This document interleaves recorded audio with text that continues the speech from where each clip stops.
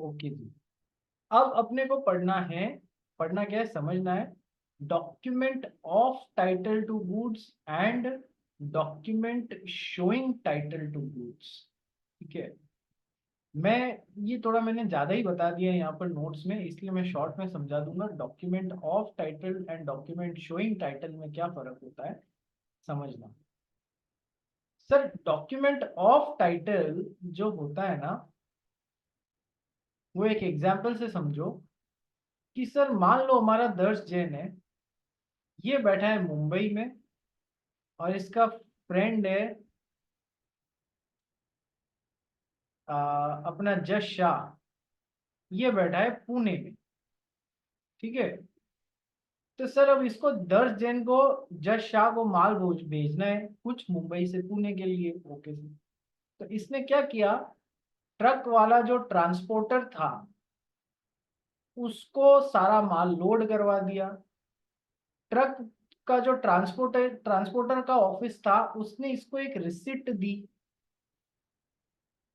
कि भाई आज इतनी तारीख को 7/8/2026 को शाम को 4 बजे मिस्टर दर्श जैन ने हमारे यहाँ पर 5 कार्टून माल जिसमें ये आइटम्स थे, वो फ्रॉम मुंबई टू पुणे के लिए बुक कराया। उसमें ये सारी जानकारी थी।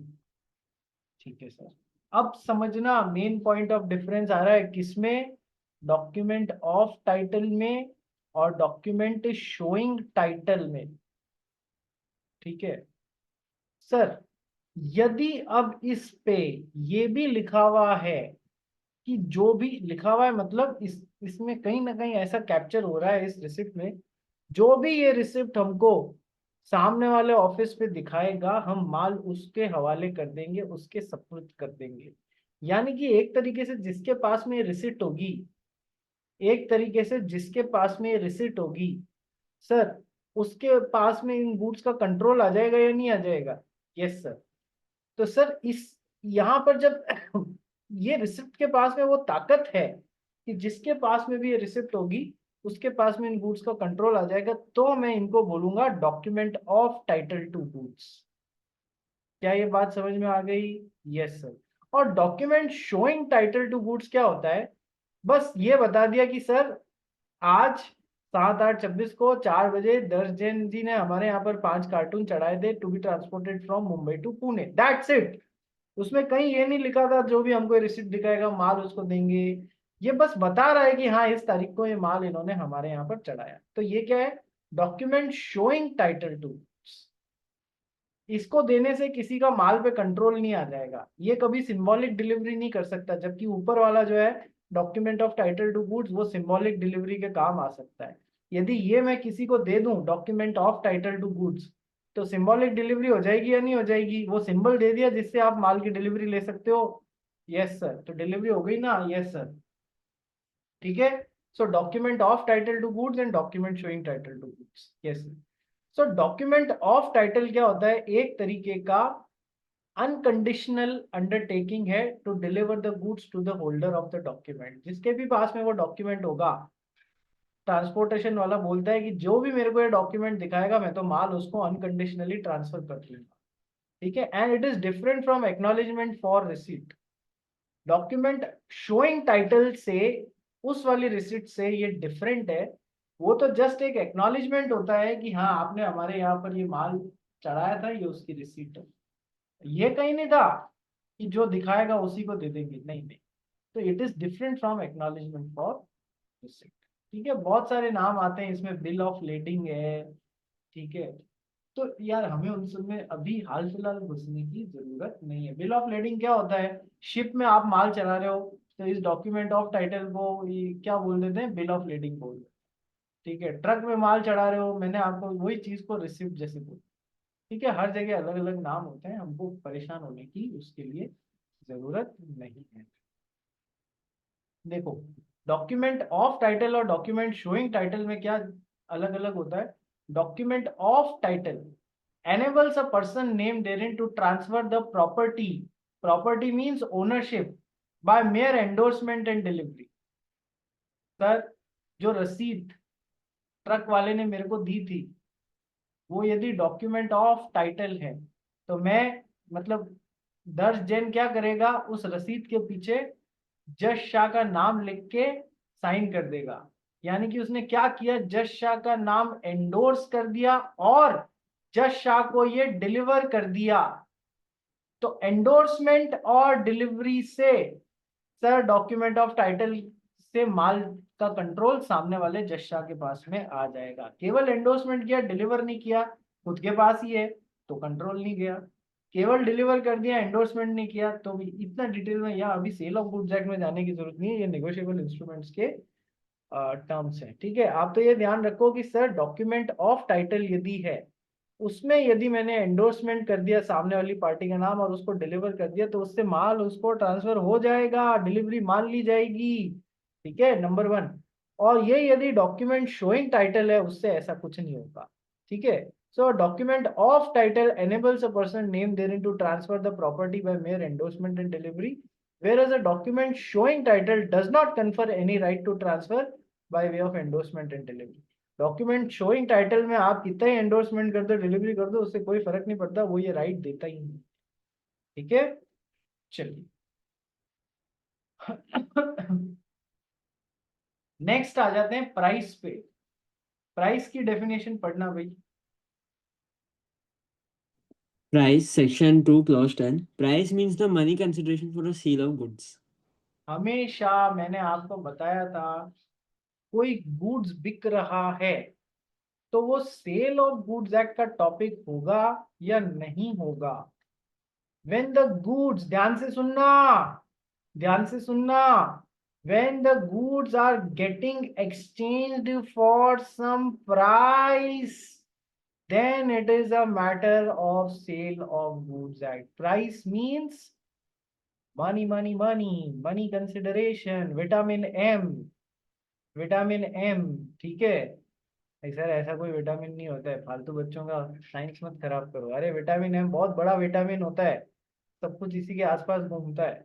ठीक है, चलो, तो sir when the goods are getting exchanged for some price, price means money consideration, price means the money consideration for the sale of goods, then it is a topic covered under sale of goods act। if the goods are getting exchanged for some goods, यानी कि वो यदि barter है तो क्या वो sale of goods act का matter है? नहीं सर, वो सेल ऑफ गुड्स एक्ट का मैटर नहीं है। But if the goods are getting exchange for some price plus additional goods, हमें जो चाहिए था वो मिल गया, इसलिए ये वाला पूरा transaction will be considered as a matter of covered under sale of goods act. चलिए, आया रे समझ में? आया रे समझ में या नहीं आया? सब जन आ गया, आ गया। दिया जैन तेरी मित्र नहीं आई, धोखा दे दिया उसने। हाँ सर, पता नहीं। धोखेबाज है वो। ठीक है, नेक्स्ट। और श्रेया कर्नावट इस पे थम्स अप भी कर रही है ना श्रेया कर्नावट? सर आपने जब पूछा कि समझा क्या तो इसीलिए किया। कैसे मतलब झूठे लोग हो, एक नंबर के झूठे। ठीक है, आ जाओ चलो। अक्षित कासट, घर वालों ने घर से निकाल दिया है क्या? हम्म, नहीं सर ऐसा कुछ नहीं है, घर वालों ने बोल दिया जिस दिन फाउंडेशन क्लियर करोगे उस दिन घर में वापस घुसना, उससे पहले लाइब्रेरी तुम्हारा घर है, लाइब्रेरी तुम्हारा बेडरूम है। ठीक है, चलो आ जाओ नेक्स्ट। अब सर है ना, सबसे इंपॉर्टेंट डेफिनेशन करनी है अपने को। मैं क्यों बीच बीच में तुमको थोड़ा सा हंसी मजाक करता हूँ, ताकि यार थोड़ा सा माहौल अच्छा बने। हर समय पढ़ाई पढ़ाई करोगे और मजाक नहीं करोगे तो फिर श्रेया बियानी को आइसक्रीम्स कैसे मिलेंगे? ठीक है, आ जाओ next. Contract of sale section 4 ध्यान रखना, सेक्शन 4 ध्यान रखना, क्योंकि कॉन्ट्रैक्ट ऑफ सेल में ही तो क्या आता है, सेल और एग्रीमेंट टू सेल। तो जब कभी भी सेल या एग्रीमेंट टू सेल के ऊपर क्वेश्चन आएगा, बिंदास सेक्शन 4 मेंशन करने का। यस और नो? Yes sir. तो कॉन्ट्रैक्ट ऑफ सेल जो है वो दो तरीके का होता है, सेल और एग्रीमेंट टू सेल। तो अपन अब कॉन्ट्रैक्ट ऑफ सेल की डेफिनेशन पढ़ रहे हैं, पढ़ भाई। A contract is a sale of a contract is sale of goods is a contract whereby the seller transfers or agrees to transfer the property in goods to buyer for a price. ठीक है, a contract of sale of goods होना चाहिए, थोड़ा सा typing error आ रहा है। A contract of sale of goods. देखो, अब तुम्हें समझ में आएगा गहराई से पढ़ने का क्या मतलब होता है। A contract of sale of goods is a contract. What is a contract? Contract is an agreement which is enforceable by law. आता है तुमको? Yes sir. A contract of sale of goods is a contract whereby, जहां पर the seller, seller और buyer की definition पढ़ ली है ना अपन ने। सबसे फर्स्ट डेफिनेशन पढ़ी है, yes sir. whereby the seller either transfers or agrees to transfer the property in goods to buyer for a price। हर एक चीज पढ़ाई है मैंने आपको। Contract of sale of goods is a contract, ये एक तरीके का कॉन्ट्रैक्ट है। कॉन्ट्रैक्ट क्या होता है आपको इंडियन कॉन्ट्रैक्ट एक्ट के सेक्शन 2H से पता है। Contract is an agreement which is legally enforceable. तो यदि कोई चरस गांजा बेचने के लिए आरुष मुंद्रा किसी से एग्रीमेंट बना रहा है ना, तो वो कोई कॉन्ट्रैक्ट नहीं है, वो सेल ऑफ गुड्स एक्ट में कवर नहीं होगा, क्योंकि उसका लॉफुल ऑब्जेक्ट नहीं है, अनलॉफुल ऑब्जेक्ट है। ठीक है, तो sir contract of sale of goods is a contract. ठीक है, यहां तक तो समझ में आया। जहां पर वेयर बाय द सेलर, सबसे पहली डेफिनेशन ही देखो अपन ने सेलर और बायर की पढ़ी थी, क्या था?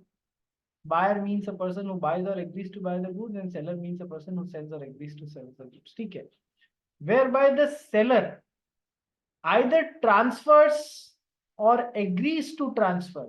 सर यदि वो इमीडिएटली ट्रांसफर कर देता है क्या? प्रॉपर्टी यानी कि ओनरशिप इन गुड्स, तब तो वो हो जाएगा सेलर ट्रांसफर्स। यानी कि ये कैसा कॉन्ट्रैक्ट बना रहा है? कॉन्ट्रैक्ट ऑफ सेल कौन सा है कि सर सेल है। और एग्रीज टू ट्रांसफर यानी कि ये क्या है? एग्रीमेंट टू सेल है। ठीक है, आया समझ में? कॉन्ट्रैक्ट ऑफ सेल में दोनों कवर होते हैं ना, सेल और agreement to sale. Yes sir. So a contract of sale of goods is a contract whereby the seller either transfers or agrees to transfer क्या?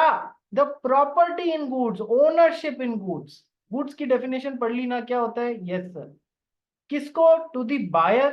yes sir, buyer की definition भी पढ़ ली। for a price, price means money consideration। सारी definitions आ गई इसमें करीब करीब। ठीक है, याद रखना ये डेफिनेशन। चलिए, अब सर कई बच्चे पूछते हैं सर ये डेफिनेशंस आएंगी क्या?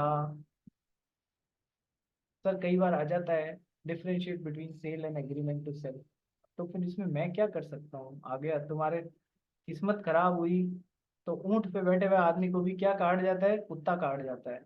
वो इतनी ऊंचाई पे बैठा है पर उसकी किस्मत खराब है तो उसको कुत्ता काट जाएगा। ठीक है, अब so don't ask me such foolish questions. LLB की डेफिनेशंस के लिए पूछ रहे हैं, ये डेफिनेशंस आ सकते हैं क्या? मैं कहा अरे आई भी है इनमें से, बिल्कुल आई भी है, एग्जाम में क्वेश्चन आया हुआ है, 4 डेफिनेशन समझाओ। ये बॉडी कॉर्पोरेट क्या होती है एलएलबी में, ऐसे ऐसे आई भी है। तो अब क्या करेगा बच्चा? 6 नंबर छोड़ के आ गया, बाकी सब तो गोट लिया, डेफिनेशन ही याद नहीं करी। ठीक है, इसलिए ऐसी बेवकूफियां मत करना। चलिए, let's come to the last part for today. What are the essentials of a valid contract of sale. जब अपन इंडियन कॉन्ट्रैक्ट एक्ट पढ़ रहे थे तो कॉन्ट्रैक्ट बनाने के लिए कुछ एसेंशियल एलिमेंट्स पढ़ाए थे मैंने आपको। Yes sir. कि सर कितने पढ़ाए थे? कि सर 11 पढ़ाए थे। उसमें से 6 तो वो थे जो सेक्शन 10 में कवर हो रहे थे, और 5 वो थे जो सेक्शन 10 के अलावा बाकी के कॉन्ट्रैक्ट एक्ट में से आ रहे थे। तो टोटल 11 एसेंशियल एलिमेंट्स पढ़े थे तो एक कॉन्ट्रैक्ट बनाने के। सर यहाँ भी तो कॉन्ट्रैक्ट बन रहा है, यहाँ भी तो कॉन्ट्रैक्ट ऑफ सेल बन रहा है, तो उसके क्या क्या जरूरी बातें हैं? एसेंशियल एलिमेंट्स और legal rules of a contract of sale. Aarush Mundra एक एक पढ़ता जा और मुझे भी टाइम देता जा। Essentials of contract of sale. First, there must be at least two parties. अरे होना ही चाहिए ना, एक आदमी खुद से कॉन्ट्रैक्ट बना सकते हैं क्या? नहीं। Second, Subject matter of a contract of sale must be goods. यदि गुड्स नहीं और सर्विसेज बेचने की बात कर रहे हो तो क्या वो सोगा का सब्जेक्ट मैटर है? नहीं। यदि आप बार्टर सिस्टम कर रहे हो? नहीं। यदि आप कुछ और बेचने की बातें कर रहे हो? नहीं। हमें तो गुड्स गुड्स क्या है वो हमने पूरी डेफिनेशन के थ्रू समझ लिया। So second essential element of a contract of sale is subject matter जो उस कॉन्ट्रैक्ट का है, it must be sale for sale of goods. Third, Price means the money consideration must be paid by the buyer to the seller. Consideration must be money. It may be partly in cash and partly in kind. it may be partly in cash or partly in kind means some object, but sir ये जो है ना, ये बड़ा जरूरी है, money aspect बड़ा जरूरी है। ठीक है। Point number 4, Transfer of property. In every contract of sale, ownership must be transferred by the seller to the buyer. either at the time of making the contract itself or some future point in time, कभी भी कर लो, लेकिन करना जरूरी है, ownership seller से buyer के पास में जाना जरूरी है, तभी तो वो कॉन्ट्रैक्ट ऑफ सेल बनेगा। ठीक है। जब तुम उसकी ओनरशिप दे ही नहीं रहे हो तो फिर वो कॉन्ट्रैक्ट ऑफ सेल कैसे बनेगा? ठीक है। Next, point number A 5, contract of a contract of sale must be absolute or conditional. Sir ये जो जैसे कि नॉर्मल कॉन्ट्रैक्ट में भी कंडीशनल कॉन्ट्रैक्ट्स हो सकते हैं ना, कि मैं तुझे मेरी 10 लाख रुपए वाली रोलेक्स वॉच 3 लाख रुपए में देने का वादा करता हूँ, बशर्ते तू 3 लाख आज दोपहर 12 बजे से पहले लाके मेरी टेबल पे रख दे। तो कंडीशनल हो गया या नहीं हो गया? Yes sir. तो सर वैसे ही कॉन्ट्रैक्ट ऑफ सेल भी कंडीशनल हो सकते हैं, कि मैं ओनरशिप तभी दूंगा ये माल तेरे को, तभी बेचूंगा जब तू प्राइस दे देगा, उससे पहले नहीं दूंगा। हाँ कंडीशनल है, no problem, it is a valid contract of sale. Point number 6, All the other essentials of valid contract must be present in contract of sale. जो कॉन्ट्रैक्ट एक्ट में हमने अदर एसेंशियल एलिमेंट्स पढ़े थे ना, वो सारे भी, क्योंकि ये भी एक कॉन्ट्रैक्ट है तो इसमें भी आना चाहिए। जैसे कि sir persons of unsound mind are ineligible to make a contract of sale.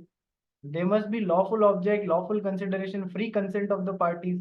थप्पड़ लगा के जबरदस्ती किसी की मोटरसाइकिल लोगे तो फिर वो क्या होगा? कोर्जन के थ्रू आई हुई होगी ना, तो क्या वो वैलिड कॉन्ट्रैक्ट बनेगा? नहीं सर, बन ही नहीं सकता। तो सर बाकी की सारी चीज, दोनों पार्टीज के लिए कुछ ना कुछ कंसिडरेशन होना चाहिए। ठीक है। तो ये सारी बातें जो उधर पड़ी थी वो इधर भी लागू होंगी, क्योंकि ये भी तो एक तरीके का कॉन्ट्रैक्ट ही है।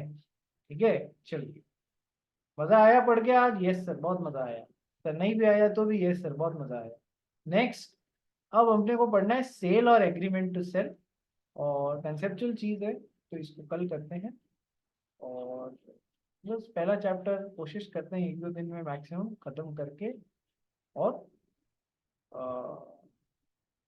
2 या 3 दिन लगेंगे और फिर उसका क्वेश्चन बैंक चालू करते हैं। ठीक है सर। कब मिलते हैं? कल 8:30 बजे। ठीक है। किसी को कोई डाउट है तो पूछ लो।